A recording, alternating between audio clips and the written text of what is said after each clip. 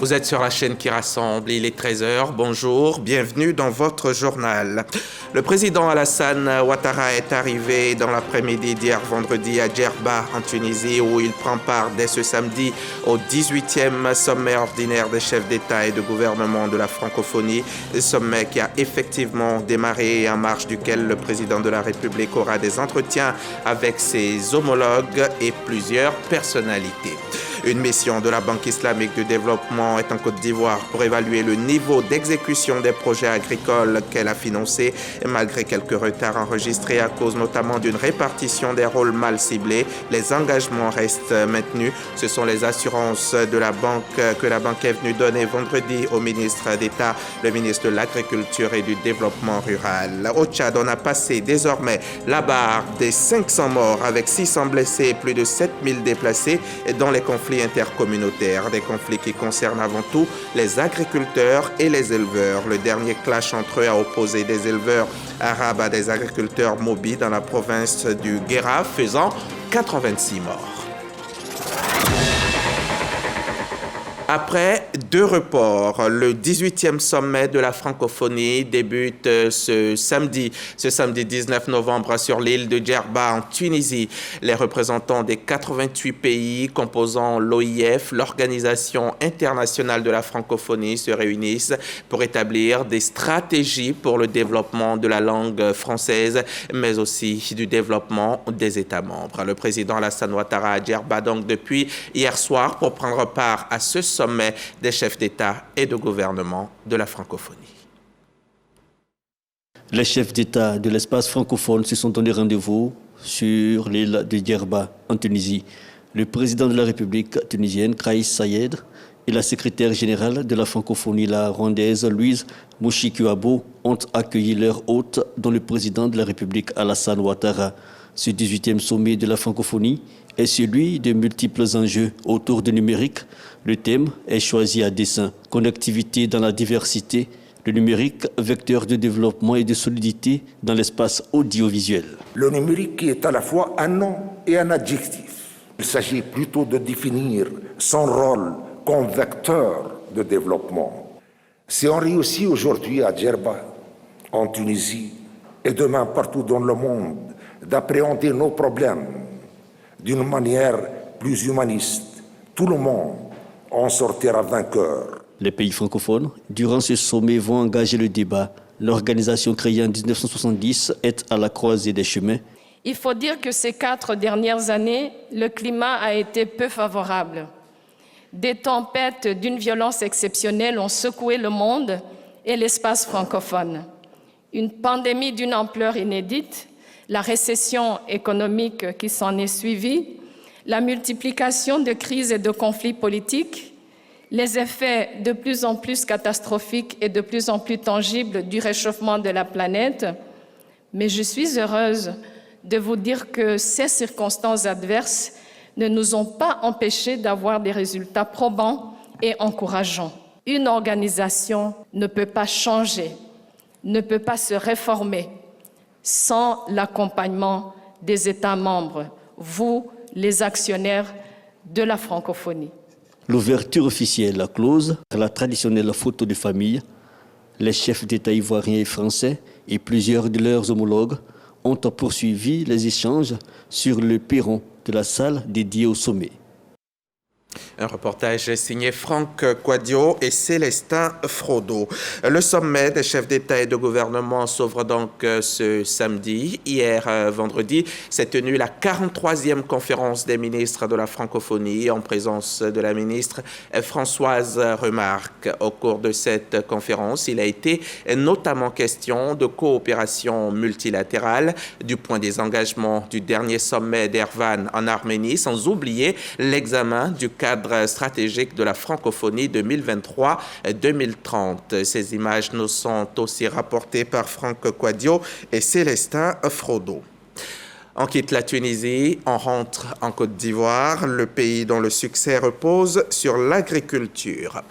Quel est donc le niveau d'exécution des projets agricoles financés par la BID, la Banque islamique de développement? Une mission de l'institution financière est présente dans le pays pour tenter de l'évaluer. Et au final, ils ont rassuré le ministre de l'Agriculture, les engagements restent maintenus. Lanciné Bakayoko, reportage. Aménagement hydro-agricole des régions du Haut-Sassandra et du Fromager, production et traitement des semences certifiées de riz en Côte d'Ivoire. 2 projets financés par la Banque islamique de développement en vue de produire du riz en masse et en qualité, créer de meilleures conditions de transformation et de commercialisation avec l'implication des communautés rurales, notamment les jeunes et les femmes. Plus de 5 années après le démarrage de ces projets, la mission d'évaluation de la Banque islamique de développement espère une cadence d'exécution plus rapide. La mission a eu l'opportunité de faire les premières observations à partir des visites terrain. La banque est vraiment disposée à faire en sorte que nous puissions avancer dans le développement de l'agriculture et surtout du développement rural. Nous sommes très impatients de partager la vision et les résultats de cette évaluation de portefeuille pays une fois le rapport achevé. Ces projets rizicoles visent à contribuer à l'autosuffisance alimentaire et surtout à créer des emplois d'exploitants et d'ouvriers agricoles performants. Dans cette dynamique, l'urgence pour la Côte d'Ivoire est d'améliorer la compétitivité de son outil de recherche agronomique. Aucune agriculture ne peut se développer sans la recherche agronomique. Grâce au président de la République, nous en disposons et ce centre doit être réhabilité. Ce centre doit être financé et la BID s'engage à financer donc la réhabilitation de ce centre pour le mettre à niveau. Une proposition bien accueillie par la banque qui pour l'heure mise sur l'aboutissement diligent du projet d'aménagement hydro-agricole des régions du Haut-Sassandra et du Fromager, tout comme celui de production et de traitement de semences certifiées de riz. Des projets pour lesquels sa contribution financière avoisine les 32 milliards de francs CFA. Il y a eu signature d'accord de don entre l'autorité des marchés financiers de l'UEMOA et la BAD.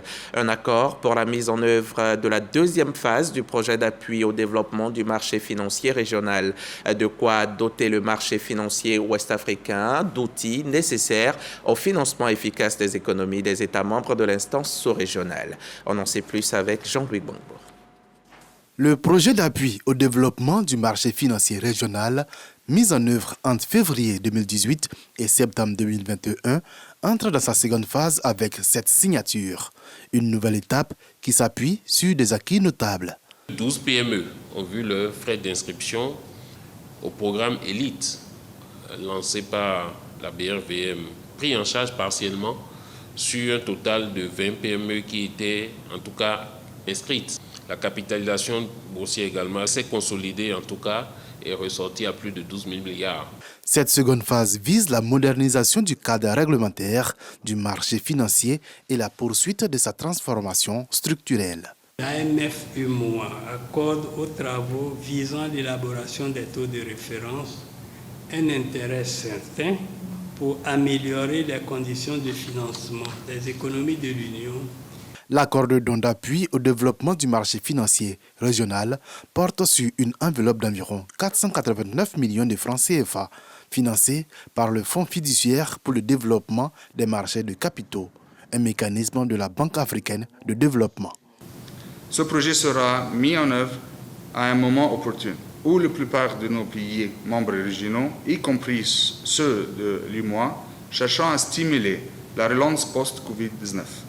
Cet appui apporté au marché financier sous-régional s'inscrit dans la dynamique que l'ensemble des acteurs du marché veulent lui insuffler, à savoir faire de ce marché une place attractive et sécurisée pour le financement durable des économies de l'Union. C'était un reportage de Jean-Louis Gbangbo et Barnabé Konan. On en vient maintenant à cette séance de renforcement des capacités des agents du ministère du Plan et du Développement. Une formation sur la veille stratégique et l'intelligence économique qui a lieu dans le cadre de la 4e étude nationale prospective Côte d'Ivoire 2040. On en sait plus avec Godefroy Okambawa. Depuis son indépendance, la Côte d'Ivoire a choisi l'approche prospective comme l'un des instruments de gestion de sa politique de développement. La croissance économique observée entre 1960 et 1980 résulte de cette option. Tirant les enseignements de ces évolutions, le gouvernement a décidé de se doter d'un mécanisme décliné dans le cadre de la 4e étude nationale prospective Côte d'Ivoire 2040. C'est un programme qui a été conçu depuis 2013 par un accord de don entre le gouvernement de Côte d'Ivoire et la Fondation africaine pour le renforcement des capacités en Afrique pour accompagner la mise en œuvre des réformes en matière de gouvernance économique en Côte d'Ivoire.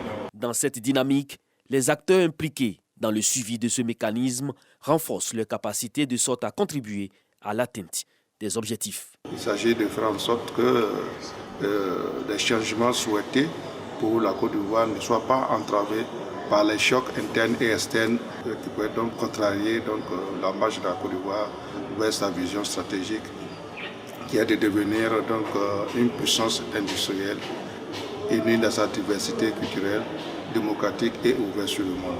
Le pays s'est donc engagé à se donner les moyens à travers l'ENPCI 2040 et réaliser des performances en tenant compte des pesanteurs socio-économiques. Le FARI, c'est le Forum africain pour la recherche et l'innovation et c'est le 2e module du programme scientifique de la CEDEAO dénommé EcoPost. La première édition du FARI qui a eu lieu le mois dernier et à laquelle ont pris part les ministres de l'espace CEDEAO en charge de la recherche scientifique et de l'innovation avait pour but de promouvoir l'apport de la recherche dans le développement de différents secteurs d'activité. On retrouve Godefroy Okambawa. Abuja, la capitale fédérale du Nigeria, accueille sur son sol le premier forum africain pour la recherche et l'innovation FARI. Les experts et ministres de la recherche et de l'innovation de l'espace CEDEAO sont réunis pour plancher sur la question. Tous sont conscients de ce que pourrait apporter l'innovation dans la transformation des économies nationales et dans la réponse aux défis mondiaux. Entre autres, la modernisation de l'agriculture et la réduction du taux de chômage. Et pour tirer le meilleur profit de ces assises, les réflexions sont axées autour du thème « Science, technologie et innovation » pour une CEDEAO plus compétitive. Que ce soit dans l'agriculture, que ce soit dans les domaines de la biologie, le recyclage, les technologies du futur, il y a des choses qui sont en train de se passer. Nous sommes en train de poser un pas pour le futur, pour notre sous-région, et nous sommes pleins d'espoir. Le FARI est pour nous un élément de promotion de la science au plan régional qui permet donc d'accueillir tous les scientifiques, des éminents scientifiques, très grands lauréats à travers le monde, qui travaillent dans des organisations internationales, afin que par leur expérience, parce qu'ils ont appris, qu'ils puissent inculquer cela à la jeunesse africaine, à la jeunesse de notre région, et aussi qu'il y ait ce rapprochement entre les chercheurs du monde et ceux de notre région. Le Forum africain pour la recherche et l'innovation FARI est le résultat de la mise en œuvre du plan d'action de la politique de la CEDEAO sur la science, la technologie et l'innovation adopté en 2012. Il fait partie de la vision 2050 de la CEDEAO, notamment de son pilier 4 relatif à la transformation et au développement inclusif et durable. La prochaine édition prévue en 2024 se veut encore plus enrichissante. La CEI lance ce samedi une opération de révision des listes électorales. Cela va durer 3 semaines jusqu'au 10 décembre prochain. À ce jour, le fichier compte 7 millions d'électeurs. La commission électorale, qui vise principalement les jeunes, espère enrôler 1 million de nouveaux inscrits. Et cette campagne doit également faire le point sur les personnes décédées qui figurent toujours sur le fichier. Et pour y parvenir, la commission électorale indépendante va mobiliser quelques 2800 équipes sur le terrain. Dans le cadre donc de cette campagne, la commission électorale indépendante est allée à la rencontre des populations à l'intérieur et à l'extérieur du pays pour leur donner la bonne information sur le mode opératoire. À San Pedro, par exemple, notre correspondant Sam Conan a assisté hier aux échanges entre les populations et la superviseure CEI du Bas-Sassandra. Son compte rendu. Salle des réunions de la préfecture de San Pedro. Marguerite Yolubi Kone, superviseur de la CEI, des régions de la Nawa, du Boclé et de San Pedro, rencontre le corps préfectoral, les responsables des partis politiques, les élus et cadres, les chefs traditionnels, les responsables d'associations, la société civile et la population pour parler de la révision de la liste électorale.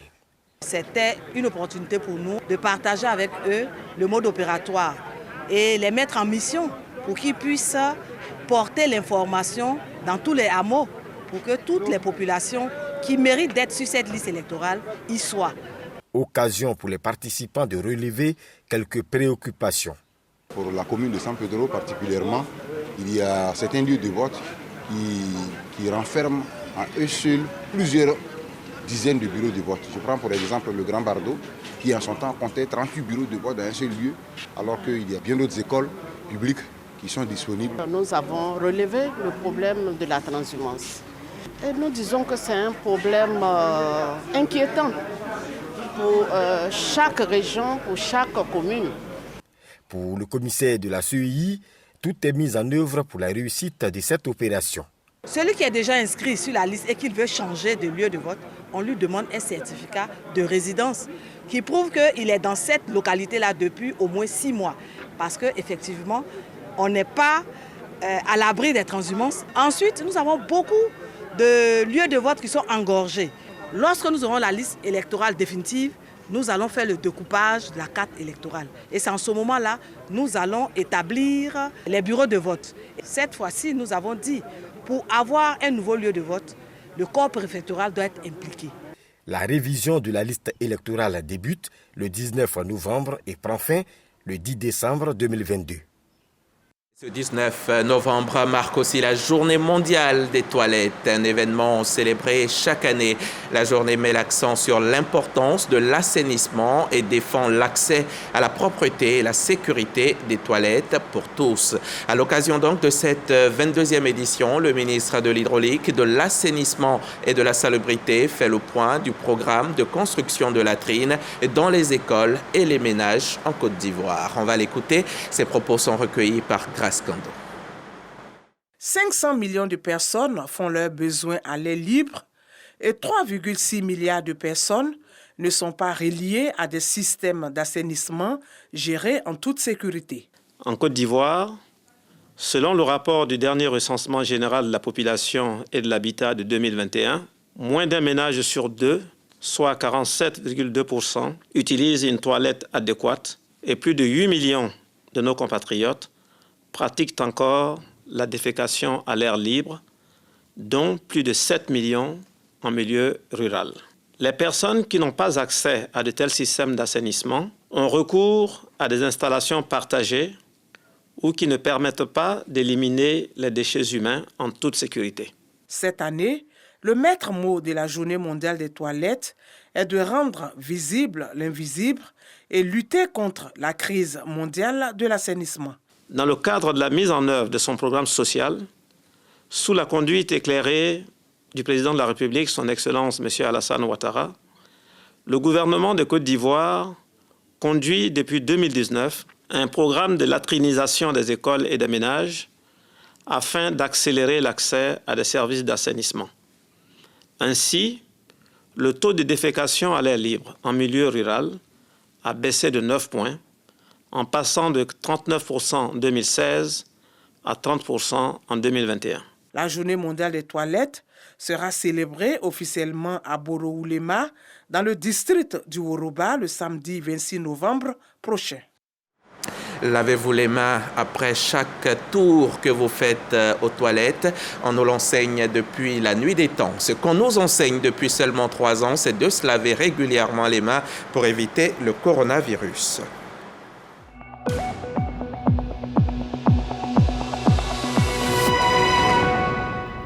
Le coronavirus qui a fait à ce jour 830 morts en Côte d'Ivoire pour 87 870 cas confirmés, y compris les 5 nouvelles contaminations enregistrées hier. Le virus a tué 6,62 millions d'hommes et femmes à travers la planète pour un total de 638 millions de malades. Alors, lavons-nous les mains régulièrement à l'eau et au savon. Les praticiens de la médecine traditionnelle sont désormais réunis en syndicat. Les adhésions ont bien démarré et les nouveaux arrivants continuent de recevoir leurs cartes de membres. La dernière cérémonie de remise de cartes d'adhésion a eu lieu récemment au sein de la mairie de Yopougon en présence de notre reporter Didier Nguessa. Ils reçoivent leur carte et leur attestation d'adhésion syndicale pour le compte des praticiens de médecine et de pharmacie traditionnelle, reconnus comme tels auprès de la corporation et de bénéficier des actions visant à améliorer leurs conditions de travail. Tous les praticiens de Côte d'Ivoire de rejoindre la structure syndicale, défendre la cause des praticiens de médecine traditionnelle et leur permettre de bien travailler et aller jusqu'à la phase de la professionnalisation. Ce métier, si tu n'as pas un diplôme, tu n'es pas à l'aise dans le travail. Donc, l'association qu'ils ont créée, franchement, ça nous arrange tous. Cette cérémonie de remise de cartes concerne 57 praticiens. Le syndicat national des praticiens de médecine et de pharmacie traditionnelle revendique près de 2000 membres. L'assainissement du secteur de la médecine traditionnelle, notamment les ventes ambulantes de médicaments, est un chantier du syndicat. Pour que cette médecine africaine bénéficie de sa connotation de bonne crédibilité. Les formules sur les médicaments à base de substances naturelles existent sur plusieurs pathologies, mais pour qu'on arrive à un bon champ d'homologation et d'insertion de ces médicaments dans les officines de pharmacie, il faut que ça se maximise par l'Institut de recherche. 7 malades sur 10 en Afrique ont recours à la médecine traditionnelle selon l'OMS. Mais en Côte d'Ivoire, très peu de médicaments issus de cette médecine sont vendus en pharmacie. Ce sont plutôt des arrêtés de nomination qu'ils viennent de recevoir des mains d'Amadou Coulibaly au nom du ministre de l'Intérieur et de la Sécurité. Ce sont 36 chefs de village du département de Korogo, au nord de la Côte d'Ivoire. Tout en les félicitant pour leur nomination officielle, le ministre Coulibaly a exhorté les chefs à œuvrer au quotidien à la cohésion et à l'union entre les filles et les fils de la région. Ami Sissoko, correspondance. C'est au cours d'une cérémonie aux allures de fêtes populaires à l'école primaire publique de Nangasrégué que 36 chefs de village du département de Korogo ont reçu leur arrêté de nomination des mains du ministre Amadou Coulibaly. Leur parrain, représentant le ministre de l'Intérieur et de la Sécurité, Vagondo Diomandi. Ils ont tous été invités par les autorités à travailler au renforcement de la cohésion entre les fils et filles de la région. On est content de ce que Alassane Dramane nous fait, qu'il fait pour le Nord. À Nangasrégué, on a besoin de lui comme son fils. Amadou Coulibaly était. On veut qu'il nous revienne toujours la même position pour nous aider. Là, ils se sentent vraiment investis. Parce que là, ils ont les arguments pour parler au nom du chef de canton, au nom de la population, surtout pour semer la graine de la paix dans leur village. Pour le ministre Amadou Coulibaly, ces actes administratifs sont la matérialisation d'une promesse du président Alassane Ouattara, notamment celle de réhabiliter et de valoriser le statut des chefs traditionnels de Côte d'Ivoire, qui sont les intermédiaires entre l'administration et les villageois. Messieurs les chefs de village que nous venons d'installer, votre rôle est de maintenir la paix et la cohésion au sein de vos populations respectives. Votre rôle est d'être des auxiliaires de l'administration. C'est vous qui devez aider à faire passer les messages de l'administration auprès de vos populations, à faire descendre les messages de l'administration dans toutes les couches de vos populations respectives. Le ministre Amadou Coulibaly a aussi invité tous ses chefs à s'impliquer dans la mobilisation des populations pour la réussite de l'opération de la révision de la liste électorale qui se déroule du 19 novembre au 10 décembre prochain. Plusieurs hauts chefs du département de Korogo ont déjà reçu leur arrêté de nomination. La prochaine investiture concerne les chefs de la localité de Kombolo-Kroa. Pendant ce temps, les chefs des villages Hatchan, eux, tentent d'améliorer leur gouvernance. Et pour y arriver, 13 villages à Koué viennent de se mettre ensemble pour définir une démarche commune. Ils étaient hier face à la presse pour faire part de leurs propositions à l'opinion nationale et à l'administration préfectorale. C'est Didier Nguessan qui y était pour RTI. Dissidence, conflits fonciers, mauvaise gestion du patrimoine villageois, autant de problèmes communs au village Atchan dans le district d'Abidjan. La conférence des chefs Atchan de la fratrie Akwe propose des solutions pour amener la quiétude au sein de leur communauté. La conférence invite au respect des différents chefs ayant reçu leur arrêté préfectoral. Elle demande aux autorités administratives et politiques de les accompagner et les aider à asseoir leur pouvoir afin d'œuvrer au développement des villages. La conférence décide d'œuvrer auprès du chef Awaka Ghislain, chef du village d'Akwe Agame, afin d'obtenir la libération de son frère Mobio Aboussougui. À l'administration, la conférence demande d'accélérer le processus de délivrance des arrêtés préfectoraux pour les villages d'Akwe Santé et d'Ana. La conférence des chefs Atchan de la fratrie Akwe regroupe 13 villages dont Akandje, Bregbo, Anono, Akwe Djeme, Mbadon, Abata, Mputo, Blokos, Anan, Akwedo, Agban et Adjen. Dans la région du Gol, l'actualité, c'est plutôt ce grand rassemblement des institutrices de Côte d'Ivoire à l'occasion de la Journée mondiale de l'enseignant. À l'initiative du réseau des dynamiques institutrices, elles ont choisi la ville de Gagnoa pour célébrer l'excellence en leur sein. On reste avec Didier Nguessan. Le développement du capital humain passe par une bonne formation des élèves, et ce dès le primaire. Les institutrices de Côte d'Ivoire réunies à Gagnoa ont décidé de jouer pleinement leur partition pour offrir un enseignement de qualité aux apprenants. Une ambition réitérée à l'occasion de la Journée mondiale de l'enseignement. Festivités au cours desquelles la présidente du réseau des dynamiques institutrices de Côte d'Ivoire a lancé un appel. C'est l'occasion pour nous de marquer une journée, pour nous-mêmes nous féliciter, reconnaître nos mérites, et nous voulons aussi lancer un appel à toute la communauté éducative. Nous demandons vraiment que toutes ces entités-là puissent vraiment rendre hommage aux enseignants pour ce qu'ils apportent comme contribution à la société. Alcide Djedje a adressé ses félicitations à tout le corps enseignant pour sa résilience et son leadership. Il a notamment demandé aux institutrices d'opter pour la formation continue afin d'intégrer les réformes en cours dans l'éducation nationale. Alcide Djedje a promis soutenir le réseau des enseignantes qui s'est fixé pour objectif de promouvoir les valeurs et les compétences de ses membres. Walter Amadou Ouattara était présent à la 13e édition de l'ANP Academy. L'ANP Academy qui a traité cette année d'agression extérieure, de patriotisme et de sûreté de l'État. Une occasion pour l'autorité nationale de la presse de mettre les journalistes face à leurs responsabilités sociales dans le traitement de l'information. Son compte rendu. Par le biais de l'ANP Academy, l'autorité nationale de la presse travaille à la veille stratégique de la publication de l'information. Agression extérieure, patriotisme, sûreté de l'État, quelle responsabilité sociale du journaliste dans le traitement de l'information? C'est le thème de la 13e session de l'ANP Academy. Ce que nous souhaitons à l'ANP, c'est que quand le pays est agressé de l'extérieur, il y a une unanimité au niveau des journalistes pour traiter la nation a des difficultés vis-à-vis de l'extérieur, mais c'est la voie officielle qui compte.